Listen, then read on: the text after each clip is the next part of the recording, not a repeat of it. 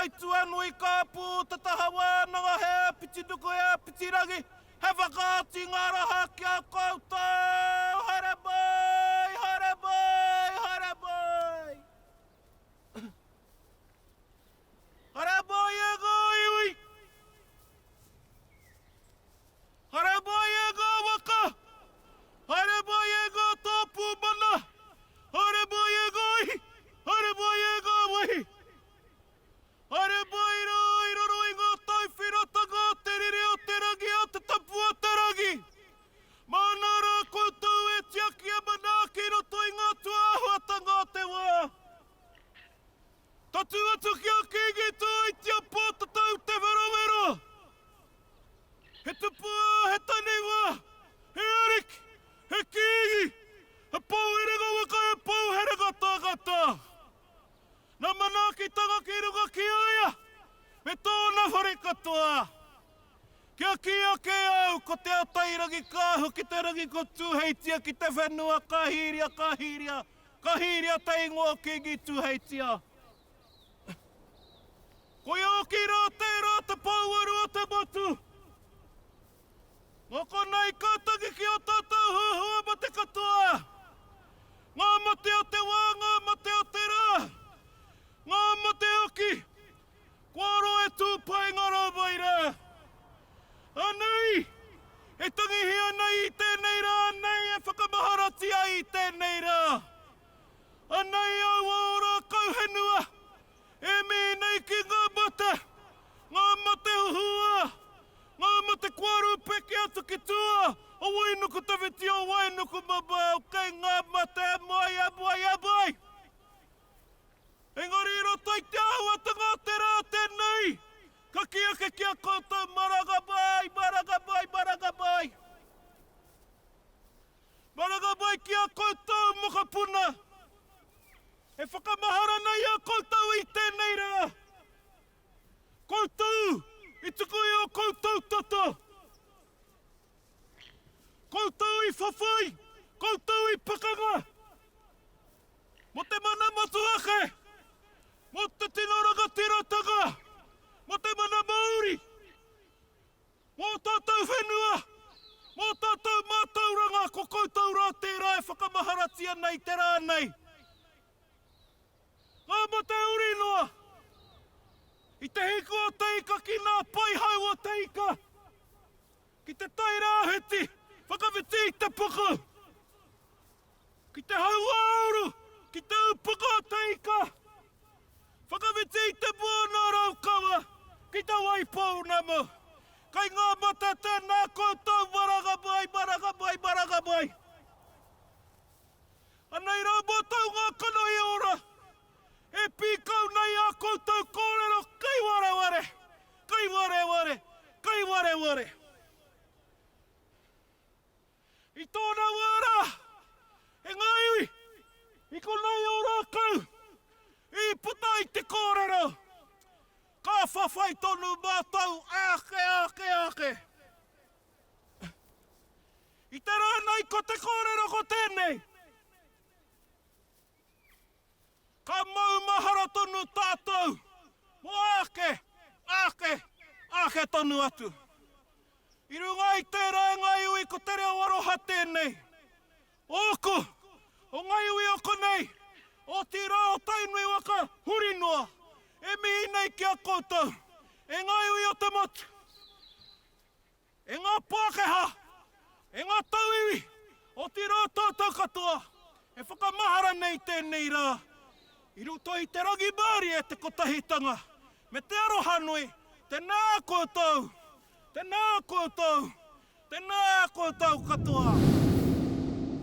Tēnei tōna hokara maharatanga, kai te urua kanei. Kapana pana haere mai te kare, kai e hoa tuhu pātai atu te kōrero kawana. E hau mai nei whakapea na te whenua, kai te muri, kai te tonga, kai waitara te Puutake o te kinoko, te Puutake hui ai akua ki te mate. Me hopu koe waitara ki ta kuringa, me kātua pūpara ki ta pūhote, whakatoi e kaua e kāwana, kua tīpa tere koe i te au wātea, kua mui e te niere ki te tahora,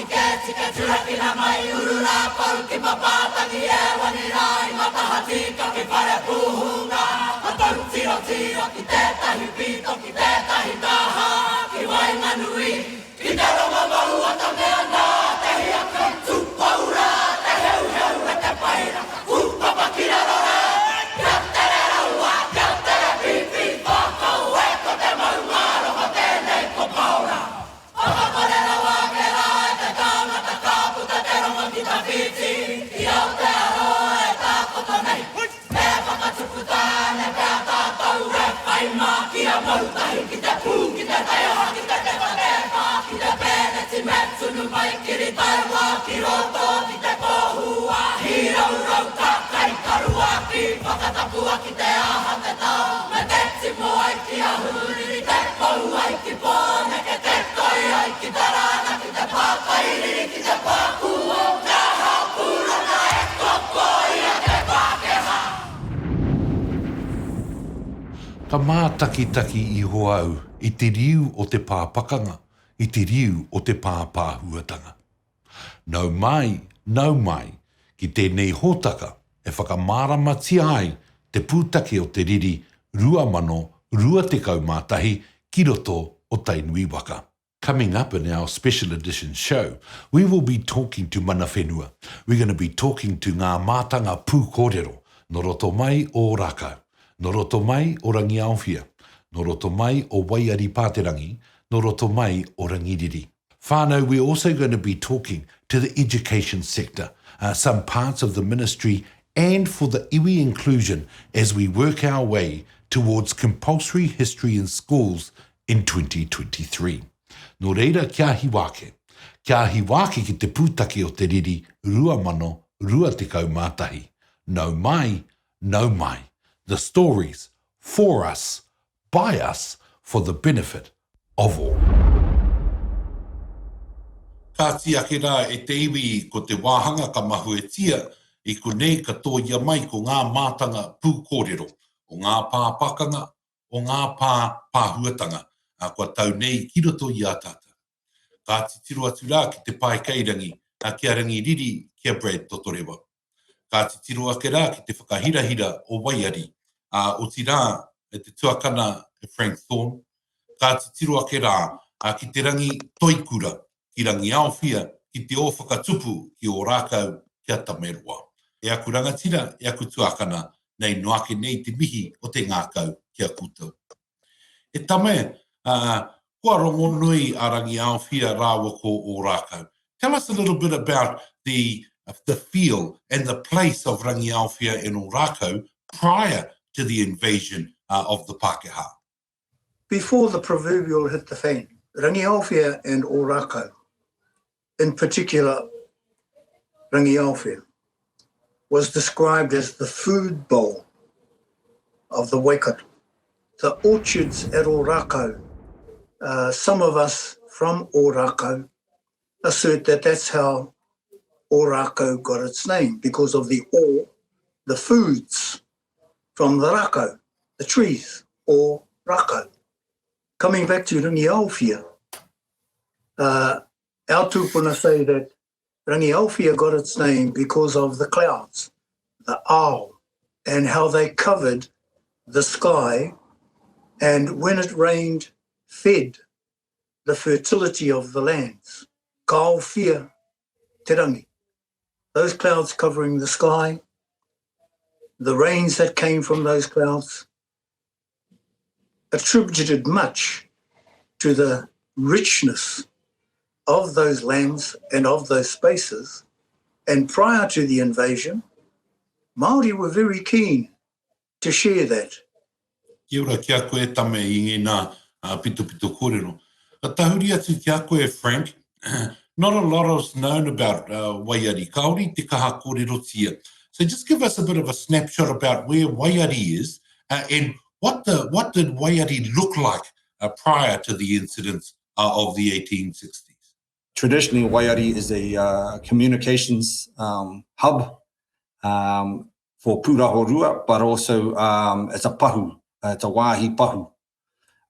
So the ka paupau ngia te pahu, kia matara ai ngā iwi kei mātakitaki, so that those living at mātakitaki would know that either an invading force, a tangihanga, or something of importance was happening. And so that's the significance of waiari. Waiari, as far as we understand, is the clear waters, the visibility. And the visibility is not just about the waters, it's about the strategic positioning of the place so that they can see who's coming up and down the Mangapiko stream, Mangapiko Waiari and the Mangapiko just to the east of Pirongia Township, possibly about 5 minutes max.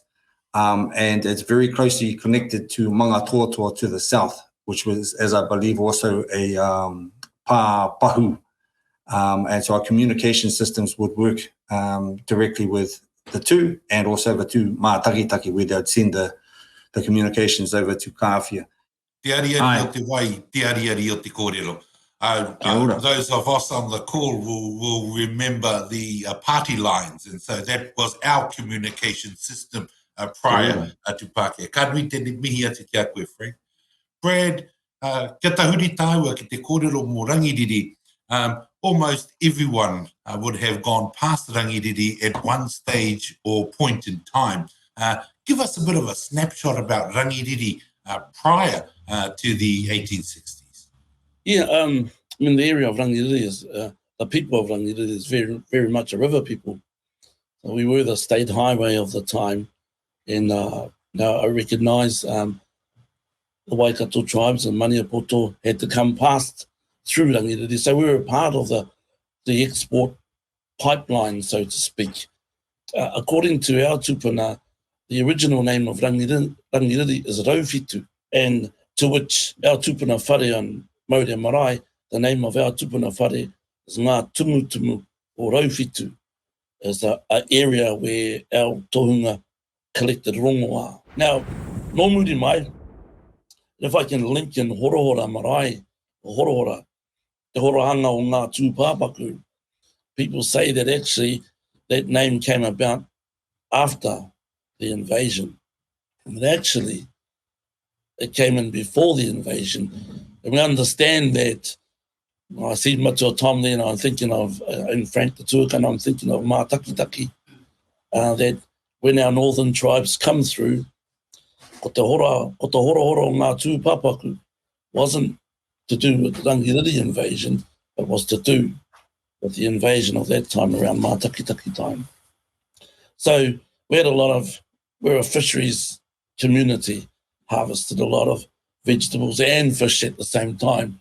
So, yep, Rangiriri, I wouldn't say that we're a gardening people and we had the orchards and gardens there of Orakau, Rangiaowhia, but we're similar to them, albeit a river people. Awesome. Ka nui nei te mihi atu ki ira kōrero, Brad, because a lot of those places are still alive and well today, like Mauria and Hora and holding all of those histories. Ka nui nei te mihi atu kia kuti.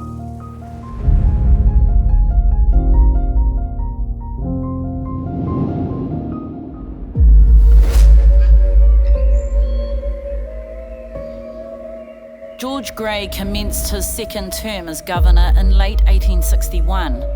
He felt the election of a Māori king was a threat to the authority of the British Crown. He also needed land for a rapidly growing population of European settlers. Governor Grey soon started preparations to invade Kiingitanga territory. By January 1862, construction was underway on Great South Road, connecting Auckland with the Waikato. Grey contacted the Colonial Office in London with false reports of a threatened Kiingitanga attack on Auckland, asking them to send Imperial soldiers to New Zealand. 12,000 soldiers arrived. They were reinforced by colonial soldiers from both New Zealand and Australia. Lieutenant General Duncan Cameron led British forces across the Mangapāwhiri River onto Kiingitanga land. The invasion of Kiingitanga lands had begun. Kiingitanga defenders assembled on Koheroa Ridge to stop the British advance. The British forces came at them with bayonets and they were forced to retreat. The Kiingitanga had a strong defence of around 1,000 warriors at Mere Mere Pā, On a hilltop overlooking the Waikato River, Cameron aimed to surround Meremere from the north and the south. As the Avon, the Pioneer, and 4 barges steamed south of the pa, the Kingitanga defenders fired old cannons. They inflicted little damage on the armoured vessels. The following day, the pa was abandoned. The British forces carried ladders to attack Rangiriri, an impressive pa with high parapets. They suffered heavy casualties. The next morning, the Kingitanga defenders signalled their wish to discuss peace. The rangatira expected to talk terms. Instead, the British forces took more than 180 prisoners from the pa, while opening fire on women and children fleeing to escape across Lake Kopuwera. Tell us a little bit about the site of Orakau at the battle time. Look, a lot of people talk about Rewi not wanting to have his pakanga there, and your tupuna, all of our tupuna there supporting Rewi and the other tribal areas as well. How ngā kōrero mo te wāhira I te wā tonu o te pakanga? Anybody visiting that space will see that it is totally unsuited as a pa site. It is not a place where you would think, unlike Waiari, in the spacing that it has, with a water source close by at the meeting of the rivers, the entry clear and an exit pathway clear at Waiari, and similarly at Rangiriri. Those spaces were clearly defendable. However, Orakau was not. And we're told that there were a number of significant tūpuna who asserted that they weren't going to go any further than that. They're going to fight right there. And they started to build their fort. It was not finished. It was incomplete when General Cameron, Brigadier General Carey, and the colonial forces got word that they were building this place to make a stand. So they were set upon and surrounded very quickly by the colonial forces. The fort was inhabited not just toa, men, but also women and children, because following Rangiaowhia, by the powers that be, that Rangiaowhia would be a sanctuary. Where were the men to leave their women and children? Nowhere was safe. So therefore, the women and children stayed with the men. Kia ora, Tom. Te takana Frank, there's a number of stories around Waiari and Paterangi and being strategic enough to stay away from the river because of the cannons and the gunboats of the Pākehā. So it was a strategic place. Are you able to offer a snapshot of what happened and the sort of population at Waiari and possibly Paterangi? Our tūpuna were very intelligent and onto it, and learned lots of experiences from previous wars, but also the battle at Rangiriri. They took the learnings from that and seemed to understand where the gunships were going to go, and they figured out their landscape and how their landscape would be a perfect fortification to prevent the military from entering our rohe. So they started building what's known as the Paterangi line, which is a series of pa along the Paterangi ridge. And the reason that ridge is used is all the other land on either side, north and south of the ridge, is swamp. So from a Māori perspective and a strategic perspective, it made sense that that's the only way in. Then we'll block that with a big giant pa. Rangiriri was bombed by the ships. So they figured if it was far away enough, they'd have to entice the military out of their base and away from their ships, out onto the open land, and try to get up on a high rise at Paterangi where Māori would definitely win. So they turned up in late January 1864. They came from Whatawhata Tuhikaramia and crossed the Mangaotama boundary into Ngāti Hikairo. And after a couple of weeks of exchanges and kanga, Ngāti Hikairo and the rest of the occupants in Paterangi saw an opportunity at Waiari. So at Waiari, there's an old pass site there. Just to the east of it, the bathers were bathing, and 100 Ngāti Hikairo and other occupants of Paterangi came down, thought they had a good opportunity to channel them in, herd them in while they were bathing and attack them. It backfired on, and they got routed, and we lost at least 40-something. They were buried on site, no memorials or anything, and the rest went back to Paterangi and reported what had happened, and they were expecting an invasion of Paterangi. They thought, even though they had lost serious numbers, and the Pākehā troops had only lost, I think it was around about 10, may have been less, something like that. They thought that this would have enticed the general to come out. Instead, what he did, he ordered another couple of thousand troops to turn up. And on the 20th of February, they had massive numbers, far outnumbering the people of Paterangi, which only had about 500 or so. And we were ready for a battle. But that night, they left under cover of darkness and took off, bypassing Paterangi, knowing that they couldn't do it.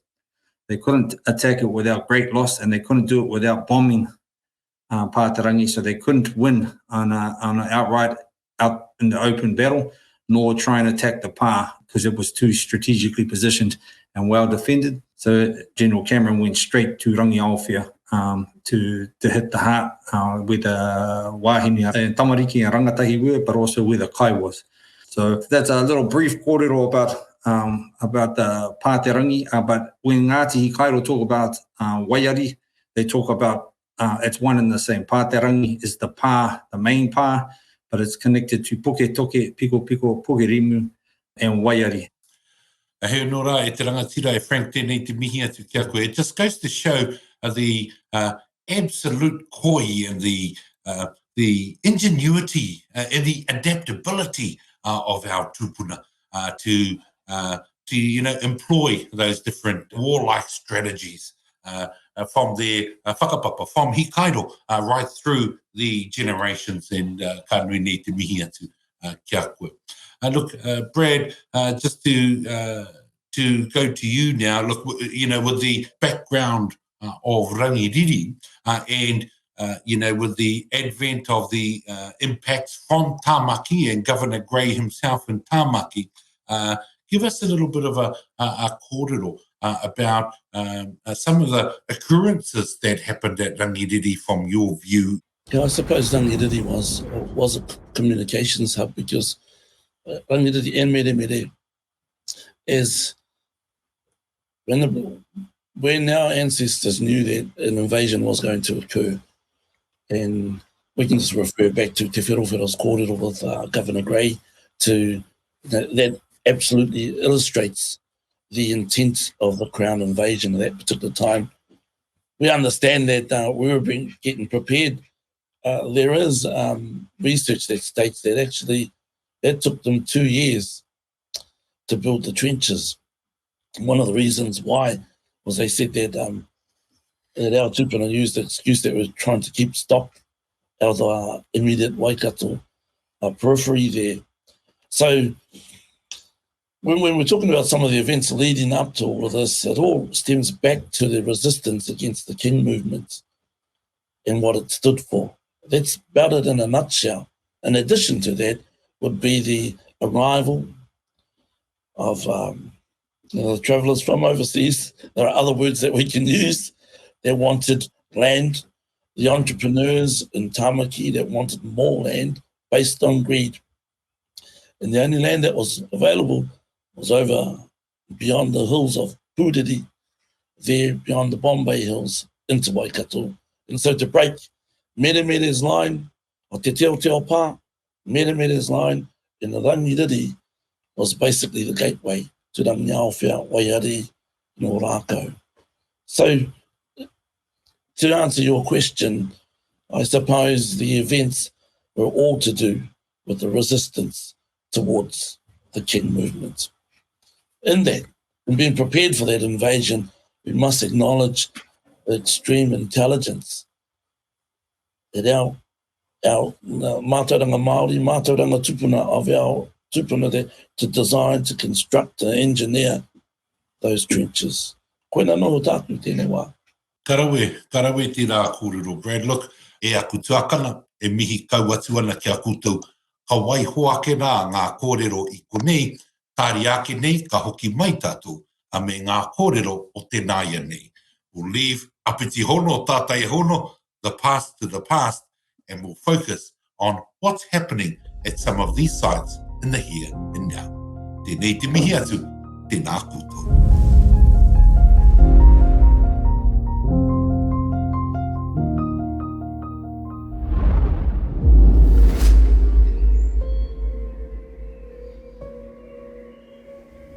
In the aftermath of the battle at Rangiriri Pā, Kiingitanga Rangatira corresponded with Governor Grey and other British representatives about the possibility of peace.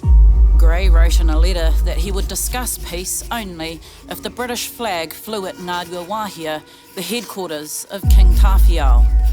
Kiingitanga residents retreated inland to Paterangi, away from the river and gunboat fire. The British flag was hoisted at Ngaatikorokii-Kahukura on the 8th of December 1863. But the British forces did not stop at Ngaatikorokii-Kahukura.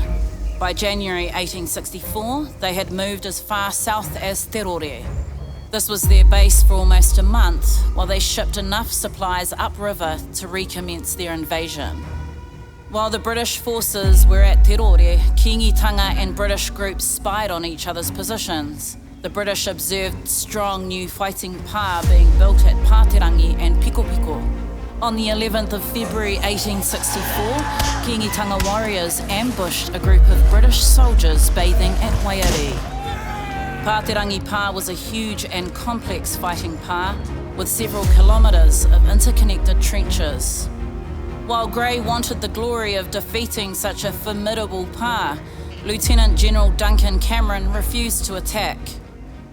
He knew from the experience at Rangiriri that if he launched an assault on Paterangi, the British losses would be immense. Cameron's strategy was instead to bypass Paterangi. In the dark of night, 1,200 soldiers crept past, muffling their horses.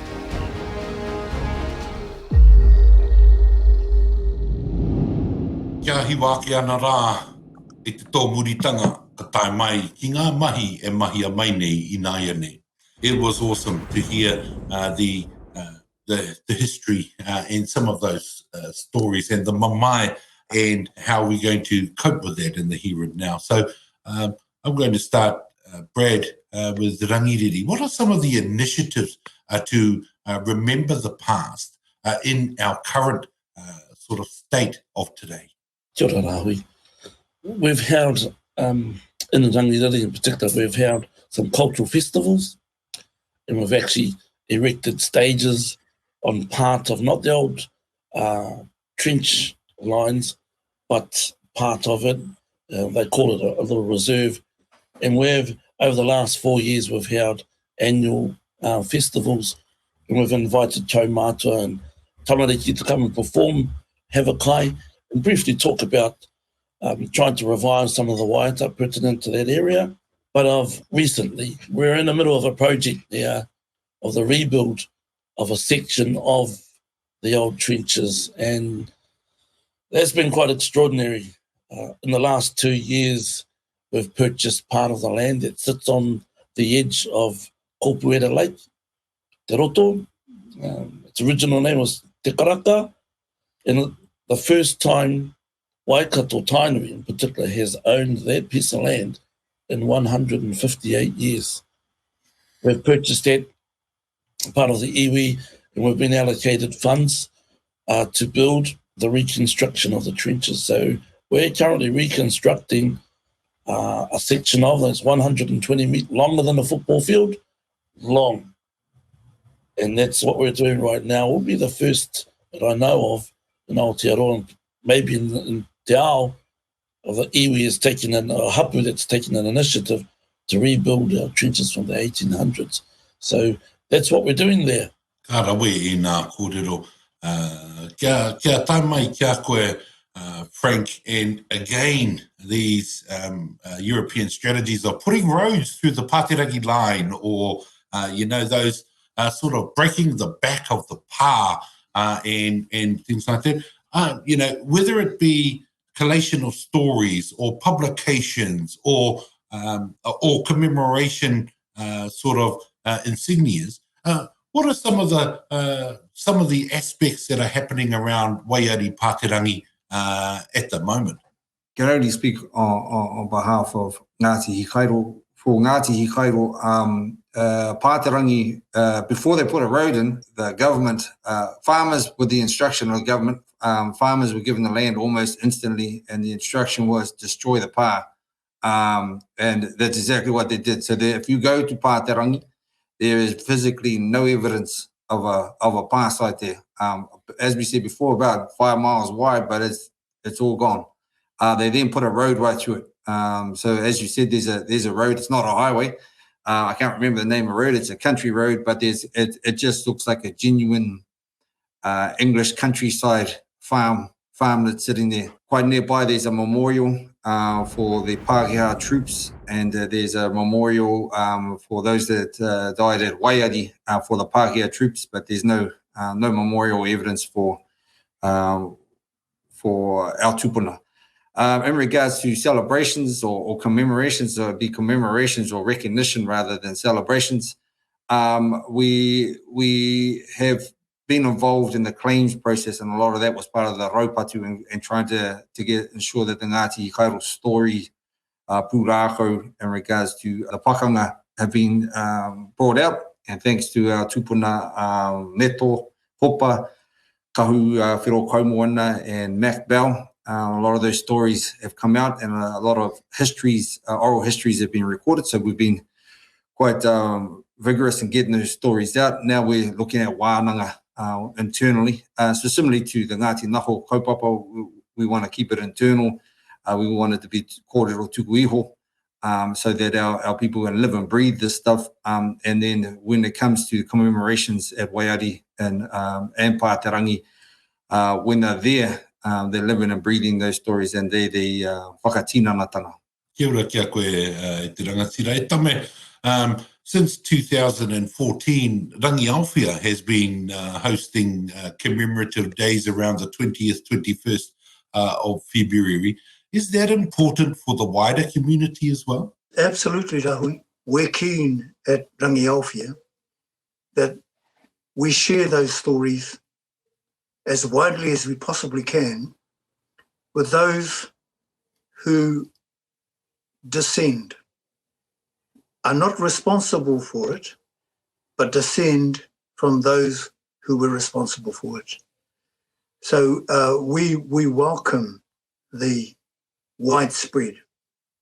And since 2014, we've regularly had 300 to 500 people at those commemorations at Rangiaowhia. And we do this little traverse of the Rangiaowhia Road. And unfortunately last year, the interruption of COVID meant that we had a much smaller commemoration that we normally have. But the year before that, we have a photo of the people walking from the Catholic mission, where we have a po, to the Haerini Hall for lunch. And the line that got to the Haerini Hall, which is almost, it's more than a mile, it's about a mile and a half in length, people were still leaving the Catholic mission. So that road was full of people. And I'd say fully 80% of them were school children. Their teachers, at the permission given from their parents and their caregivers, came to participate in these memorials. Tom, I'm aware that you went on a bit of a trip over the last couple of years to talk about a tupuna Thomas Powers. And, you know, you've got the storyboards at the church, you've got the kōwhatu on the southern end, you've got the Haerini Hall with the popo. And so in a new age, there might be some videos or apps or things to commemorate the happenings at Rangiaowhia. We can't wait for the new curriculum. And we're very aware that New Zealand history as a compulsory component of the teaching of history in New Zealand schools is about to move into the curriculum. That is all well and good. What happens, though, is that the schools have an expectation that the iwi will be able to help them out. But how are they resourced? At one of our maraes, Tarewanga, and also at Puutake we've taken it into our own hands, and we're preparing videos, documentaries, books. You've just referred to a booklet that we published last year called Ngaati Korokii-Kahukura, which narrates the role that, and again coming back to where we began, before the pāpuatanga. But I think that hearing the story from those ones who are descendants of those who were there just has such a power. Ngā mihi nui ki a koe, Tom. Ka waiho tia atu rā ko te inaia nei. Kia hoki mai tātou, ka āta whakakitea mai e tātou a ngā tūāhuatanga o ngā tūmanako, ngā tōmina, ngā wawata. Nō ora mai, hoki mai anō.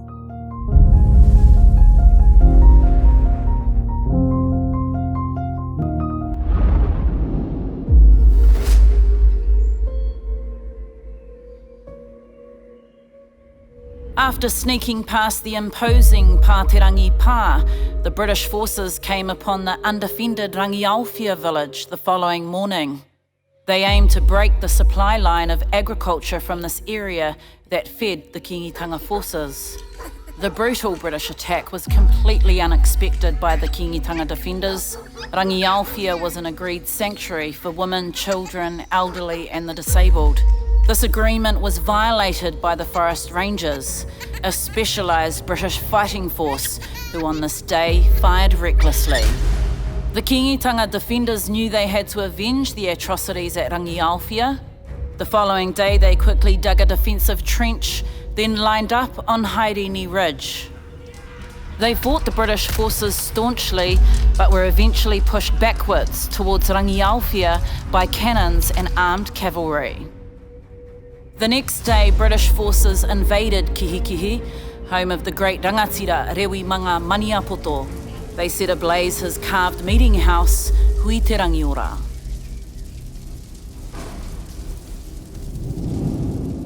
Nau piki mai, nau kake mai ki te Puutake O Te Riri 2020 mātahi.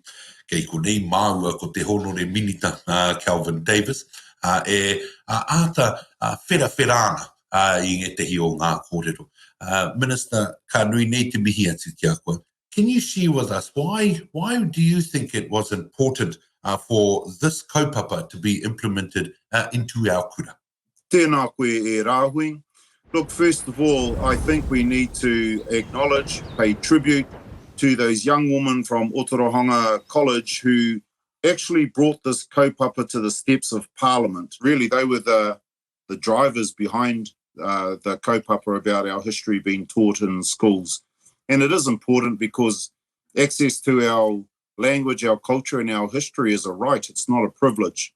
And unfortunately, for too long, our stories weren't being told, they weren't being heard. It should just be normal and natural as a Māori child growing up in Aotearoa that you know all about yourself and your tupuna. So that's why we have made it compulsory as of next year that our histories will be taught in schools, and we have a rich history to tell. How are we going to then implement the localized histories in the different, curriculum mediums? It comes down to local schools having the willingness to engage with their local iwi and hapuu about the local stories in the first place. The Ministry of Education has put some pūtea towards development of local resources, but of course, because there's so many hapuu and iwi and there's so much history, that will take time to develop those local resources centrally. But I would encourage the schools to actually start just developing resources of their own. I would encourage schools to start bringing in the kaumata kuia who have the stories, who have the history, so the students can interview them, talk to them about their history, and the students can sort of develop, and the teachers using their skills that they should have, develop pathways for those children to go down. Me pewe ai te mihi atu ki a koe. I kitea rā I rua peka peka, I kitea rā I Orakau, I kitea rā I runga I ngā pakanga me ngā pāhuatanga o te motu whānui. E te honore milita Kelvin Davis, nei noake nei te mihi o te ngākau. Tēnā koe, tēnā tātou katoa. Kia ora. Our school went to the battle sites near our college. Many stories that we learnt while being there inspired both Waimarama and I to take action as rangatahi to do something about it, to gain historical consciousness.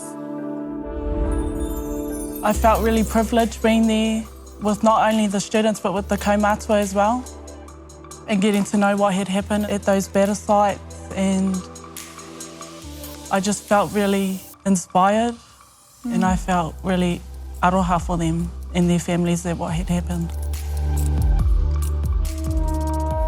History brought these kuia to Parliament. Behind them, Leah Bell, the student who helped bring it all about. Understanding where you come from helps guide you through your life. We first met her as a 14-year-old when a small group of schoolgirls started a campaign for wider recognition of the New Zealand land wars. Began petitioning on the streets, at festivals, kapahaka festivals, native food festivals, rowing, we went everywhere. When you petition outside the warehouse in Hamilton, you definitely get the full range of people from Aotearoa. We need to entrench our history in the curriculum of today. All of our children from all communities, because this is not just a Māori thing. Me pehe e kore ai. Kuina ke te pātai, me pehe e kore ai a Aotearoa e aro ki tōna no hitrea. At Parliament, Leah helped to unveil this plaque to the land wars, but wasn't prepared for the news that our history will soon be a core subject in schools. I cried, as many other people did, and our families put their whole lives on hold to support this kaupapa. It made it all worth it. We want to remember our past, and we don't want to forget it. We want to remember all the things that happened, and we shouldn't hide our past. Kei konei ko ngā mātanga pūkōrero I roto I ngā takiwā o te mātauranga. Hei aku mātanga, hei aku rangatira. Tēnei te mihi ake, tēnā kūtau, whakatau mai rā. So I'm going to turn to you, Raywin. From a Waikato Tainui perspective, how do you think this might look with an iwi lens, and really focusing on collaboration and relationship with each of our kura? Relationships are crucial. Equitable relationships are crucial, not only just with kura, but at all levels, from crown right down.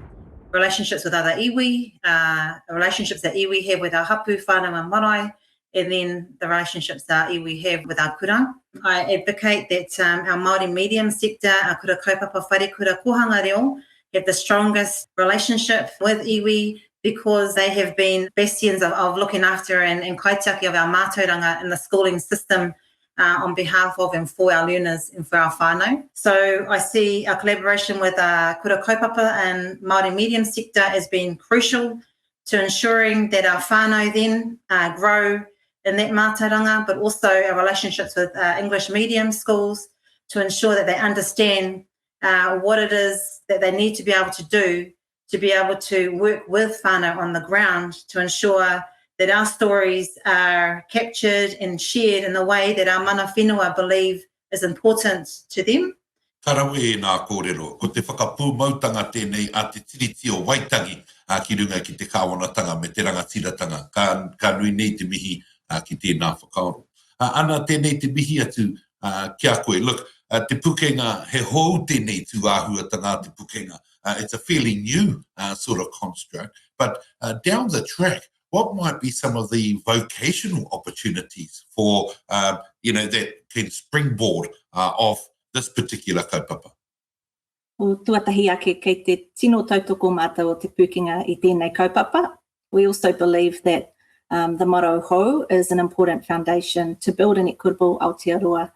As you said, we're very much in development stage, and that includes bringing over 24 organisations together and their various programs and courses, which at the moment are over about 1,200.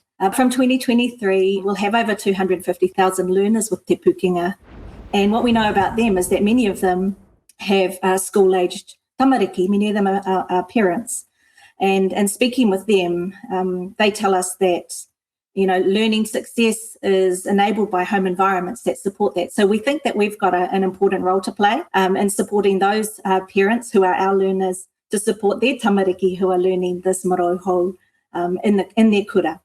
So whānau learning together, whānau ora. Our role in this hasn't yet been determined. We are very keen to speak with and collaborate with Te Tāhuhu o Te Mātauranga and the Tertiary Education Commission, who are our funders, who fund the delivery of our programs, to see what role we can play in the future of vocational education and supporting this maro, and in supporting those hapuu and iwi narratives to be able to be consistent through the schooling system, but also in the vocational system, which is where we think we can play a part. Fantastic. I'm really excited about the notion of the Mātauranga pipeline from Kohanga Reo and ECEs through to Kura, through to Whare Kura, through to Kura Tini, through to Whare Wānanga, the whole sort of education pipeline. Ka nui nei te mihi atu. Tony, how o tūmanako mō ngā rauemi kei te tūmanako tia e koutou? What are some of the supports that you're looking for at the coalface of Mātauranga in our kura? Our tamariki, they learn best from engagement, because one type does not fit all. We have a localised curriculum based around our local landmarks. Therefore, the resourcing that would require quite specialised. And the ones that understand that would be our past graduates. So ko te tangata, ko te tangata, ko te tangata. And even in this digital world and moving beyond that, we still require those interactions and face-to-face, capturing the voices of our kaumātua and kuia and our local historians. We would prefer a relationship where we developed our own resourcing, utilising the pūtea and the resources available to us from Te Tāhuhu. Rawe te rā, Tony, and I'm sure everyone on the program supports that and will be writing submissions to the minister to that effect. Nō reira, tēnei te mihi atu. Look, if we can consider, when Tāwhiao said, e kore tēnei whakaoranga e huri ki tua o aku mokopuna. This way of life needs to be stronger in the days of our mokopuna. So, Greg, final comments, and just to reiterate the point, how ngō tūmanako mō au tamariki mō au mokopuna in 2030, 2040, 2050? Ko te manako ia, ka kitea tērā tuāhuatanga, whakapūmautia ana I roto I o tātou kura, auraki, ara, ka kitea te pua waitanga pia, o a tātou tamariki, kei roto iwi rā kura auraki e kura ana tunuhi ana. Kia tū whakahihi, kia tū Māori, kia tū pūmau rātou I roto I tō rātou tuakiritanga. Nō reira, koina te hao te ngākau I tēnei wā. Me I runga no hoki te mōhio kei ngā kura auraki, te nuinga, te nuinga o a tātou tamariki e kuraina ana. Nō reira, mā tēnei ara pia, e whai oranga ai rātou I roto I te rā huarahi e mātauranga e takahi nei rātau haere nei te wā, haere nei te wā. Whenua hoki oku whakaaro. Ka nui nei te mihi atu kia koutou, me ngā koutou kōrero o tēnei rā. Greg, Raywin, Tony, Ana, nei noa ke nei te mihi o te ngākau kia koutou. I tēnei te rā o te Puutake O Te Riri, 2020 mātahi, noho ora mai nā koutou I roto I o koutou kāinga. Tāri ake nei, a 2022 kia tūtakitaki kanohi tātou. Kia kite tātou I te kanohi, kia rongo tātou I te hā. Anō reira, nei noa ke nei te mihi atu kia koutou. Tēnā koutou, pai mārire kia tātou.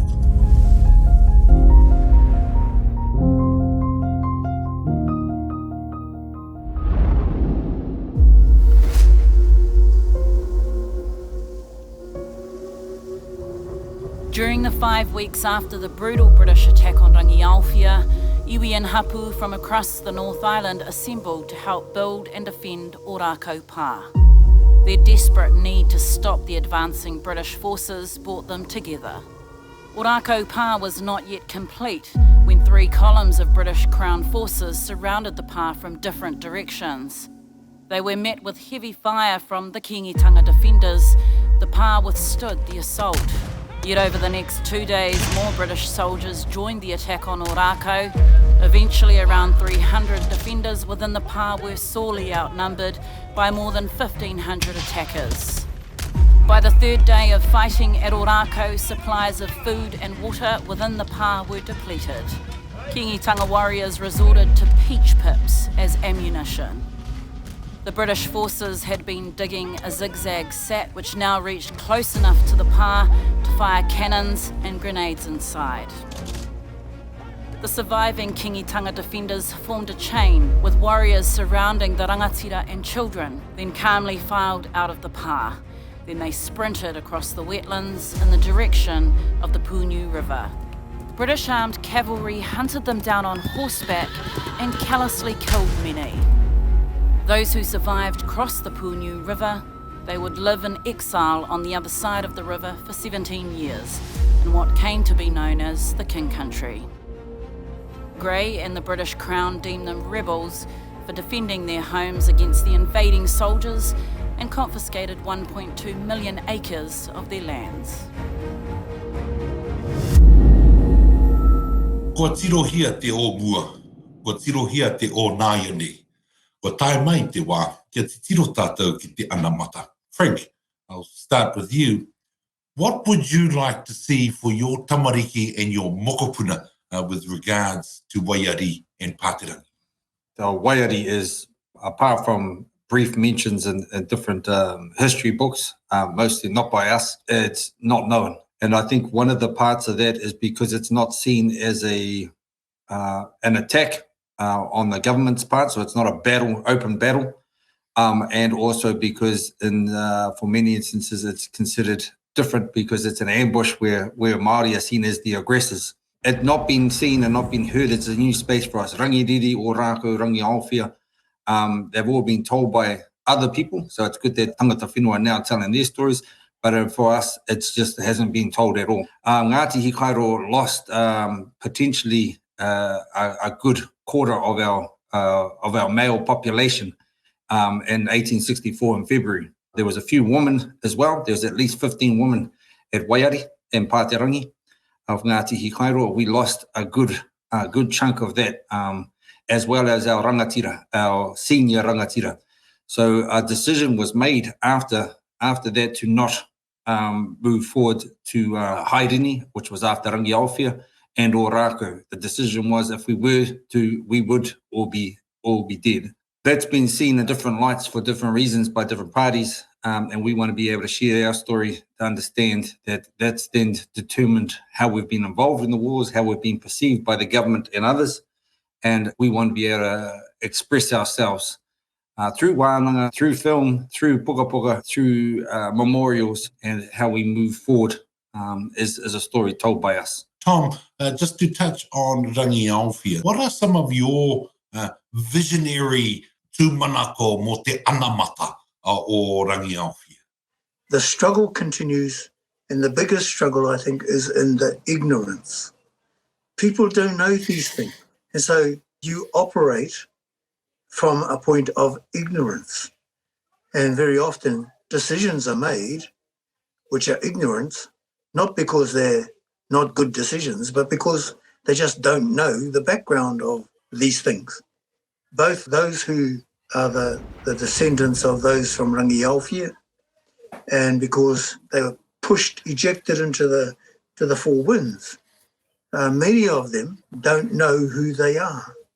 We can address that by sharing these stories and inviting them to touch base with us.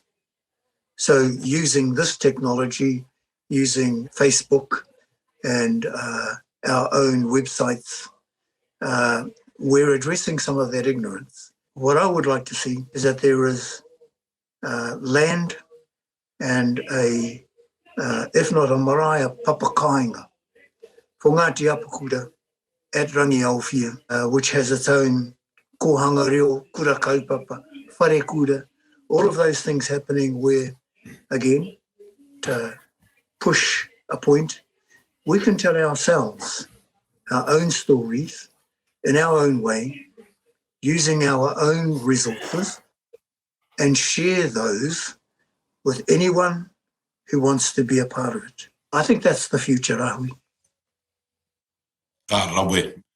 Brad, what are some of the legacies that you hope for your tamariki and mokopuna of Rangiriri? One of the legacies that we're developing right now is actually the recreation of part of the trenches. We're using that as a vehicle to disrupt the thinking of the nation.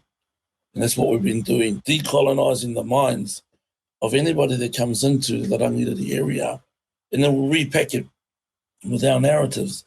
And so we're repacking it in a number of ways. We hope to build a cultural and heritage education centre with a conservation part to it.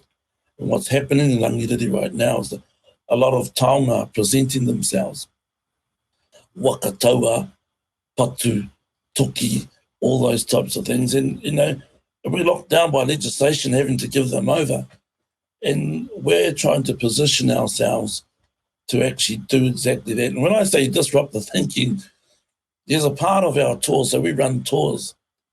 There's a 3-minute haka part in the middle of our tour, which is a big ball of intensity of ihi and tapu and wehi that really traumatises those who come to Rangiriri for 3.5 minutes, you know. And then we take that opportunity to challenge status quo thinking. We ask the questions, how do you feel? You know, when the non-Māori come there, they feel, some of the words they say is, we feel ashamed of my history. You know, I can't believe that my ancestors did that. Our Māori folk, no. Ka kino te tangi. So some of the legacies is that we want to transform and empower and teach our kids to tell our narratives through multiple ways, such as what Matutama has spoken about and articulated today. I think one of the recurring themes here is the entrenchment and the ingraining of our history in the hearts and minds of our own tamariki and our mokopuna. It's a little bit about disruption. It's a little bit about construction. It's a little bit about all the other Ashan's nation building amongst our own people and sharing our stories in our own way. Ko te tiro te onamata, ko te tiro te inaia nei, ko te tiro te anamata. No reira hei aku rangatira, hapaingia a Rangiriri ki runga, hapaingia a Waiari Paterangi ki runga, hapaingia a Rangiaowhia ki runga, hapaingia a Orakau ki runga.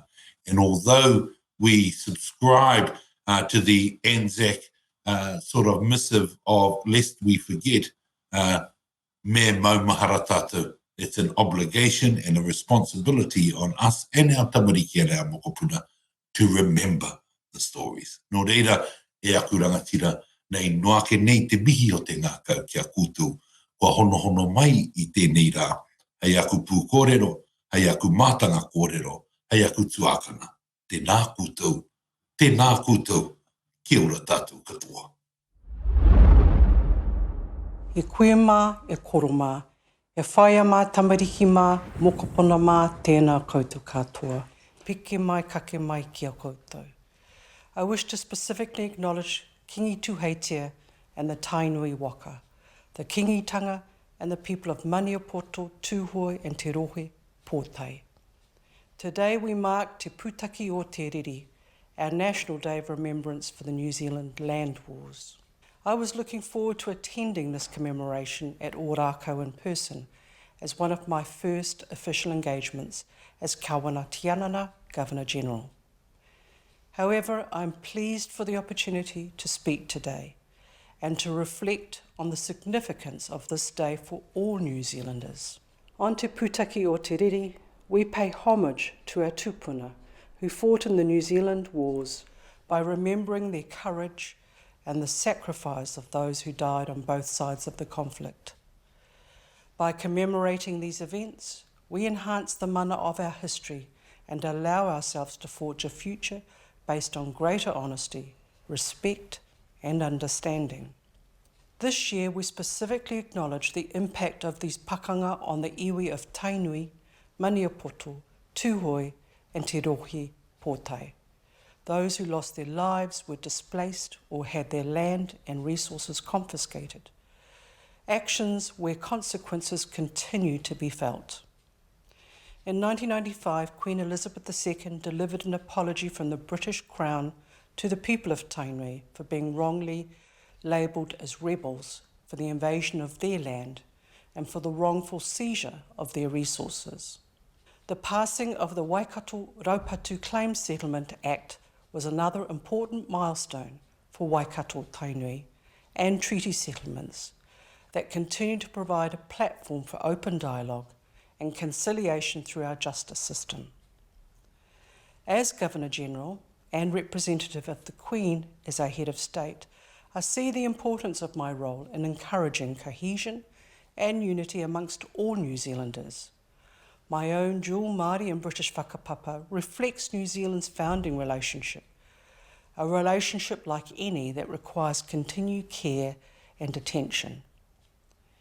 I'm pleased our new curriculum will allow young New Zealanders to learn about our complex and sometimes difficult history and to reflect on the mistakes and lessons of the past. I hope these changes in our schools will also highlight the extraordinary diversity of modern New Zealand and show that as New Zealanders, the qualities that will always strengthen and unite us are aroha, manaakitanga, and respect for each other's differences. As a country, we've always been good at remembering the service and sacrifice of New Zealanders in conflicts overseas. Te Puutake O Te Riri allows us to commemorate conflicts at home and to honour the courage and the sacrifice of all our ancestors. It also serves to strengthen our whanaungatanga and kotahitanga, our sense of communion and unity, qualities I'm confident will define Aotearoa New Zealand for generations to come. Nō reira, ahako no tāwhiti ahako no tata mai tātou katoa, tēnei whenua e nohia. Nei rā te reo e mihi ki a koutou aku iwi, e noho tāpahi ana i ēnei wā o te mati karauna, kia kaha kia piki te oranga, tonutanga ki runga i o tātou o ngā rā e heke. Mau mai, mauri ora e tauana. Nā kawana krei te kōrero kia kingi pōtatau,